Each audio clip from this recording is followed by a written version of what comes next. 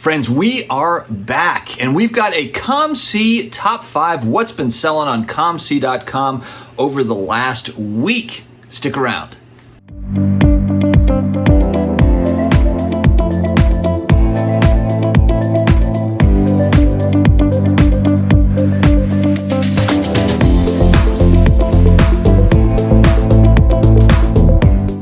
All the data from the video coming directly from COMC, and this is based on volume, folks. It's not based on dollar amounts, and it's taking into account sales that are on COMC.com, the eBay auctions that go through COMC, port sales, all of the above. So that's how we come up with this stuff. We're going to start it right off with football. It is Super Bowl Sunday. Who you got? Eagles or the Chiefs? It's going to be, I think it's going to be a war. Frankly, I think it's going to be a real battle. Both teams have great defenses. They've got some great offenses. It's going to be good. I think this is a one Super Bowl where you've really got the two best teams outside of, I think, the AFC. You could argue that the Bengals and the Chiefs are probably very, very even, but I think the Eagles were the best team coming out of the NFC, so it's going to be fun. We're going to start off with football. Number 1 is Tom Brady. The GOAT has decided to hang it up. To be honest, guys, I am surprised at this.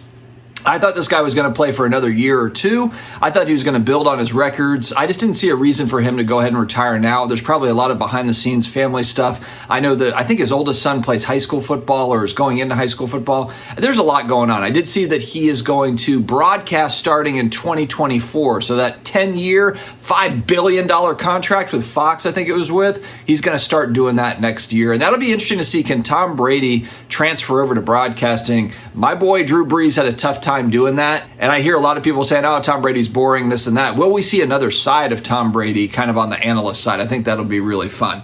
All right, so we got Touchdown Tom, number 1. Trevor Lawrence at number 2, a guy whose stock has really risen a lot this past season. It's like Trevor Lawrence just figured it out, it clicked. He got a coach in there with Peterson that actually knows what he's doing. And Trevor Lawrence looking just like another AFC quarterback that's going to be vying for a title. It's going to be fun to watch in the years to come. Number 3, Patrick Mahomes II. He is playing today. We will see what happens with him. Jalen Hurts, the guy he's going to be going up against, is at 4. And then Trey Lance at 5. And that actually, to me, that is not a shock. Because if you think about how high Trey Lance prices were, he got injured. Prices come way down, and now Trey Lance kind of sitting out there. Is he going to start next year? Is he going to battle with Brock Purdy? Are they going to trade him?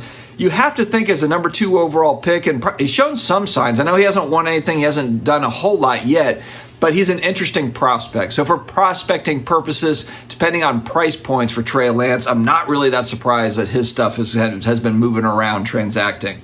All right, let's go to basketball. We got LeBron James breaking the all-time scoring record. What a feat. I know Kareem Abdul-Jabbar was sitting there like, I never thought that somebody was going to beat this record, and LeBron did it, played for 75 consecutive seasons, and he has beat it. So a lot of his stuff already transacts a lot on the site anyway, popular player. He is number 1 from last week. Cam Thomas, coming out of nowhere with a couple 40-point games. His stuff has been flying, and I've seen a few different videos people have done where it was like, this stuff was like $1 and now it's $20. So man, if you had the big Cam Thomas collection or you were prospecting on Cam Thomas, and it's all working out for you now. Those things have really kind of shot up. Now is probably the time to strike with sales. But of course, you're probably seeing a lot of like people come out with that stuff. So I assume there's going to be a lot of Cam Thomas supply hitting the market, which will kind of quell those prices most likely. 3, Steph Curry. Number 4, Luka Doncic, who just got some help with Kyrie Irving. How is that going to work out? By default, I'm a Mavs fan because I'm a Luka fan.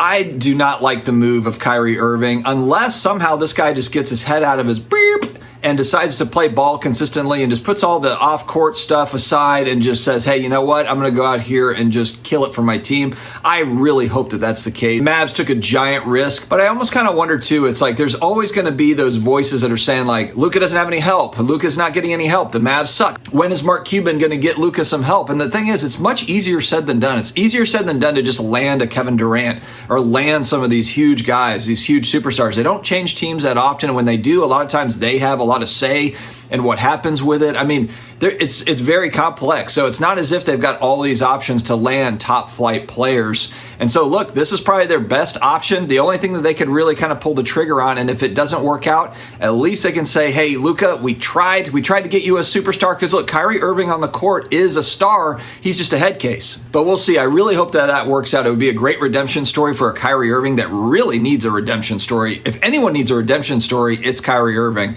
So I hope that he does well for Luka, helps him out, and gets him over the hump to Titletown. KD going to the Suns, man. And this was kind of interesting because maybe it was preseason, but there was speculation of KD going to the Suns, and would it involve Booker? Would it involve Chris Paul? It basically didn't involve any of those guys, but they took good, solid players from the Suns that are great role players. So great for the Suns that they didn't have to give up superstars, but at the same time, they lost a lot of depth. So it's going to be like, you got your starters, and they better light it up every night, and they better be healthy. So the West just got way more interesting in the NBA.